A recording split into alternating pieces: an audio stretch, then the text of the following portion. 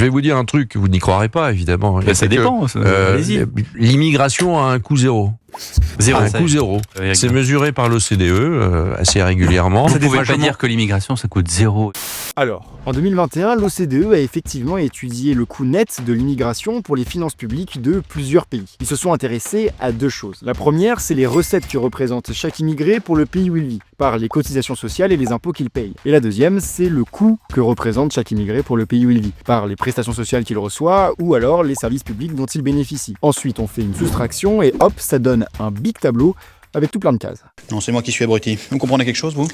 Eh bien, dans ce tableau, ce qu'on voit, c'est qu'en France, pour chaque euro d'argent public dépensé pour un immigré, cela rapporte 88 centimes à l'État. À titre de comparaison, pour un natif, c'est 93 centimes. On voit donc déjà que ces deux chiffres sont assez proches l'un de l'autre, mais surtout qu'ils sont très proches de 1. D'où l'affirmation d'Éric Woerth, l'immigration rapporte à peu près autant à l'État que ce qu'elle lui coûte, le coût net est donc quasi nul.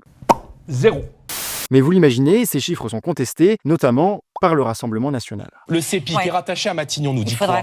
Nous dit que l'immigration nous coûte 40 milliards d'euros aux finances publiques. Alors, déjà, ce qui est dommage, c'est qu'ici, Jordan Bardella se trompe de source. Le CEPI, auquel il fait référence, a effectivement évalué le coût de l'immigration, mais c'était pour conclure qu'il était faible, voire nul. Les 40 milliards qu'il cite, ils viennent en fait de l'Observatoire national de l'immigration, un think tank notamment financé par le milliardaire d'extrême droite, Pierre-Édouard Stérin, et qui n'est donc pas du tout rattaché à Matignon. Ah bon ? Oui. Mais alors, pourquoi une telle différence avec le chiffre de l'OCDE ?